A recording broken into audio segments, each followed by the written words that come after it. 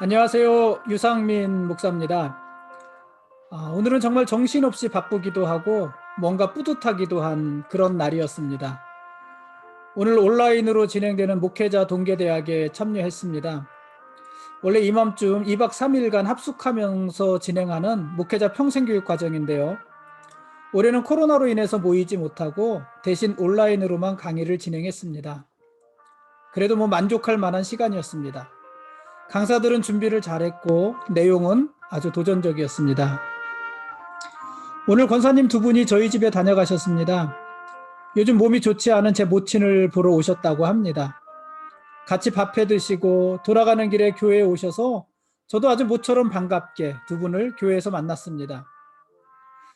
두 분이 돌아가시고 나서 얼마 지나지 않아서 집사님 한 분도 저희 집이라고 전화를 했습니다. 역시 제 모친을 보러 왔다고 합니다. 그렇게 서로 관심을 가지고 돌아봐 주셔서 참 고맙습니다. 요즘은 교회들이 목회자 가정을 신방하고 있습니다. 저는 오늘 250페이지 가량 되는 책 한 권을 아주 급하게 읽었습니다. 부탁을 받고 새벽부터 읽기 시작한 책인데 읽는 내내 제 마음이 아주 뜨거웠습니다. 오늘 하루 종일 동계대학에 참여하느라 읽을 시간이 사실 많지 않았는데요. 그래도 틈틈이 집중해서 다 읽었습니다. 이제 간단한 총평을 해야 되는데 그것은 남은 시간에 하면 될 것 같습니다. 저는 오늘 저녁에 이발을 하려고 했는데 못했고 옷 한 벌 사려고 했는데 못 샀습니다. 그래도 아쉽지는 않습니다. 오늘 하지 못한 일보다 오늘 해낸 일들이 더 뿌듯하고 대견합니다. 그런데 갑자기 집에 가고 싶습니다. 아직 할 일이 조금 더 남았는데 아주 많이 집에 가고 싶습니다. 역시 마지막은 집입니다.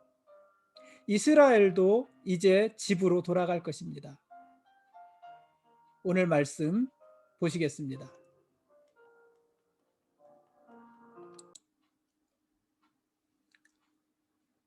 오늘 읽을 말씀은 출애굽기 3장과 4장 말씀입니다.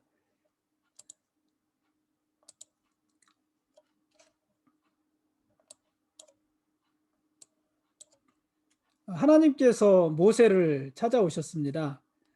모세는 지금 아무도 알아주지 않는 목자가 되어 있습니다. 40년 전에 모세는 애굽 왕 바로가 될 수도 있었습니다. 나일강에서 모세를 건진 하셉수트 공주는 투트모세 1세의 무남 동료였고 그녀에게는 이복 형제와의 사이에서 낳은 외동딸밖에 없었습니다. 하셉수트는 남편이 죽은 후에 애굽의 왕좌를 차지하기도 했었습니다. 그러니까 이 하셉수트의 양자였던 모세는 충분히 애굽의 바로가 될 수 있는 서열이었던 것입니다. 태어나서 40년 동안 그렇게 모세는 애굽의 중심에 있었습니다. 이제 다음 바로가 될지도 모르니까 모두가 모세를 주목했고 모두가 모세의 눈치를 살폈습니다. 그런 모세가 하루아침에 미디안 광야로 쫓겨나서 그곳에서 40년을 보내게 됩니다. 미디안 광야가요, 여기에요, 여기. 그러니까 애굽이 여기잖아요. 여기에서 이 시나이 반도를 완전히 건너서 여기까지 모세가 도망을 올 겁니다. 얼마나 멀리 온 것입니까? 이곳에서 모세는 40년을 보냅니다. 이 미디안 광야는 애굽 사람들이 찾지 않는 곳입니다. 이 미디안 광야는 애굽 사람들이 농한기에 미라를 만들기 위해서 보석을 캘 때 1년에 한 번 정도 방문하는 그런 곳입니다. 그러니 이곳에서 모세를 알아보는 사람도 없고 알아주는 사람도 없습니다. 모세는 미디안 광야에서 40년을 보내면서 그렇게 철저히 잊혀진 사람이 됩니다. 게다가 모세를 위협하던 투트모세 3세도 죽었습니다. 그러니 이제 모세를 견제할 사람도 없습니다. 그렇지 않다 하더라도 지금 모세의 나이가 80세입니다. 무엇인가 해보려 해도 쉽지 않은 나이입니다. 기반도 없고 힘도 없고 아무것도 없습니다. 그때 하나님께서 모세를 찾아오십니다.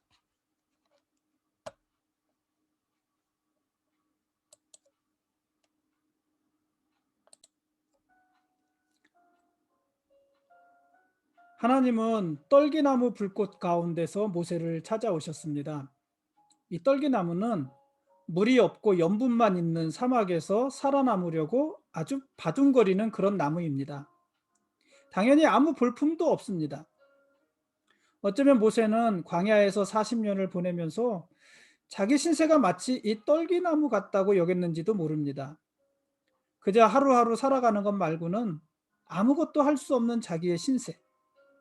화려했던 애굽에서의 모습은 다 사라지고 광야의 거친 환경에 찌든 자기의 모습이 마치 떨기나무 같아 보이지 않았을까요? 그 볼품 없는 떨기나무에 하나님이 임하셨습니다. 이 광야에서는 이 떨기나무가 자연발화되는 경우가 종종 있다고 합니다. 바짝 마른 나무가 뜨거운 태양열을 견디지 못하고 불이 붙는 것입니다. 어느 날 모세가 호렙산에서 양을 치고 있었습니다. 이 호렙산은 그곳 사람들이 하나님의 산이라고 부르는 곳이었습니다. 아마 그곳에는 신비한 현상들이 가끔 일어났던 것 같습니다. 그래서 사람들은 그곳을 하나님의 산이라고 불렀습니다. 이곳에서 모세도 아주 신비한 장면을 보게 되는 건데요. 떨기나무에 불은 붙었는데 떨기나무는 사라지지 않는 것입니다. 타지 않는 것입니다. 나무에 불이 붙었는데 연소되지 않으니까 나무가 그대로 있는 것입니다. 이 장면이 하도 신기해서 모세가 다가섭니다. 그런데 그때 여호와의 말씀이 모세에게 임하십니다. 네가 선 곳은 거룩한 곳이니 네 발에서 신을 벗으라고 말씀하십니다. 그러면서 자신을 소개하시는데 자신은 조상들의 하나님, 곧 아브라함의 하나님, 이삭의 하나님, 야곱의 하나님이라고 소개를 하십니다. 여러분 참 오랜만에 듣는 이름 아닙니까? 하나님이 아브라함에게 나타나신 때는 오늘 모세에게 나타나신 때로부터 약 615년 전입니다. 뭐 제가 대충 계산을 해보니까 그래요. 그러니까 아브라함이 75세에 하나님이 나타나셨고 아브라함이 100세에 이삭을 낳잖아요. 그때까지 25년이 지나는 거예요. 또 이삭이 60세에 야곱을 낳아요. 그러니까 25에다가 60 더하면 85년이 지난 거죠. 야곱이 130세에 애굽으로 건너가요. 그러니까 85에서 130을 더하면 215, 130 더하는 게 맞나요? 60세에 야곱을 낳고, 그쵸? 130에서 215년? 그로부터 한 400여 년이 지나는 거거든요. 그러니까 615년 정도 전이에요. 그때 아브라함에게 나타나셨던 그 하나님이 지금 모세에게 또 나타나셔서 나는 그때 아브라함에게 나타났던 하나님, 그리고 이삭의 하나님, 야곱의 하나님이다. 이렇게 자기 자신을 소개하고 계시는 것입니다. 지난 600여 년 동안, 615년 동안 아브라함도 죽고 이삭도 죽고 야곱도 죽었습니다.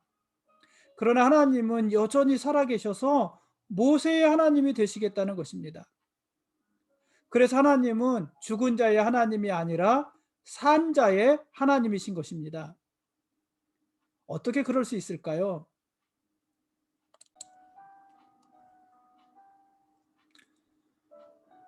하나님은 다른 우상들처럼 존재하지 않는 허구가 아니라 실제로 존재해 오셨고 지금도 존재하시고 앞으로도 존재하실 실체이십니다. 그래서 아브라함의 하나님이 모세의 하나님이 되시는 것이고 모세의 하나님이 오늘 우리들의 하나님도 되실 수 있는 것입니다. 모세가 하나님의 이름을 물어봅니다. 그랬더니 하나님은 자기의 이름을 스스로 있는 자다 이렇게 소개를 하십니다. 자신을 야훼 하나님으로 소개하는 것입니다. 이 말을 영어 성경에서는요 이렇게 번역을 했습니다. I am who I am 이렇게도 번역을 했고 또 다른 버전에 보면은 I will be what I will be 이렇게 번역을 했습니다. 이 말은 히브리 언어로는 에흐예 아세르 에흐예라는 말인데 아주 번역이 어려운 말입니다. 그것을 정확하게 표현할 말이 사실은 없습니다. 다만 그 히브리 말을 번역을 할 때 being, 즉 존재한다는 말과 연관해서 해석하는 것이 일반적입니다. I am, I will be 다 존재에 대한 말이잖아요. 그러니까 하나님은 이름은 있으나 존재하지 않는 우상들과는 달리 이름과 함께 실제로 존재하시는 분이라는 것입니다. 그것이 하나님의 이름 야훼입니다.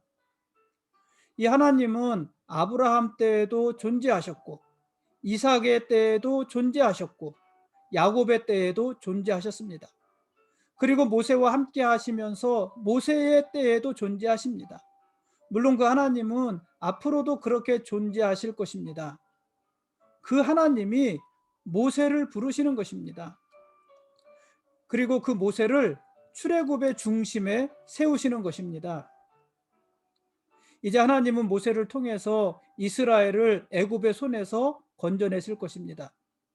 그리고 하나님이 아브라함에게 약속하신 땅으로 그들을 인도해 가실 것입니다. 드디어 집으로 가는 것입니다.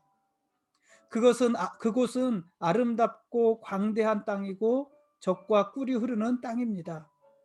그곳에서 이스라엘은 하나님의 나라를 세우고 왕이신 하나님의 통치를 받을 것입니다. 하나님은 그런 이스라엘을 제사장 나라로 삼으실 것이고, 제사장 나라인 이스라엘을 통해서 열국을 구원하시고 우리를 구원해 가실 것입니다.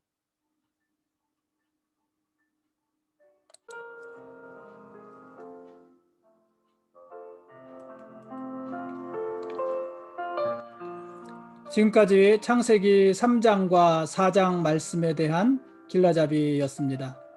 내일은 출애굽기 5장부터 7장 말씀까지 읽겠습니다. 모세의 시간도 찼고 이스라엘의 시간도 찼습니다. 하나님께서는 야곱의 가족 70명이 애굽으로 건너온 지 400여 년 만에 이스라엘을 장정만 60만 명이나 되는 민족을 이루게 하셨습니다. 이 정도면 한 나라를 이룰 수 있습니다. 그러니 이스라엘이 더 이상 애굽에 있을 이유가 없습니다. 이스라엘의 시간이 찬 것입니다. 하나님은 또한 40년 동안 모세를 하나님의 사람으로 준비시키셨습니다. 그동안 모세는 자기 몸에 배어있던 특권의식, 엘리트의식을 모두 벗었고, 자기 힘으로 무슨 일이라도 할 수 있다는 자신감도 벗었고, 애굽의 왕자라는 모든 그림자를 다 벗었습니다. 지금 모세는 할 수 있는 게 아무것도 없습니다. 그래서 하나님이 모세를 부르십니다. 무엇이든 할 수 있는 능력이 있어서가 아니라 아무것도 할 수 없는 약하고 무능한 상태였기 때문에 하나님이 모세를 부르십니다. 모세는 지금 하나님을 힘입지 않으면 아무것도 할 수 없습니다. 그래서 모세는 오직 하나님만을 바라봐야 합니다. 자기 손에 들린 것이라고는 지팡이 하나가 전부입니다. 칼과 창이 아닙니다. 지팡이입니다. 그런데 그 지팡이는 하나님이 쥐어주신 지팡이였습니다. 그것으로 무엇을 할 수 있겠습니까? 그 지팡이가요, 뱀이 되기도 하고 다시 지팡이가 되기도 합니다. 모세는 그 지팡이로 홍해도 가르고요, 반석에서 물을 내기도 합니다. 모두가 하나님이 하시는 일입니다. 모세는 광야에서 보내는 40년 동안 그것을 준비한 것입니다. 자신이 아니라 하나님을 의지하고 하나님 앞에 무릎 꿇는 모습을 준비한 것입니다. 물론 모세가 준비한 것이 아니라 하나님이 그렇게 모세를 준비시키신 것입니다. 그렇게 모세의 시간도 찼습니다. 이제 이스라엘이 출애굽하여서 하나님이 약속하신 땅으로 장소를 옮길 때가 된 것입니다. 하나님 앞에 우리의 연약함은 아무런 문제도 되지 않습니다.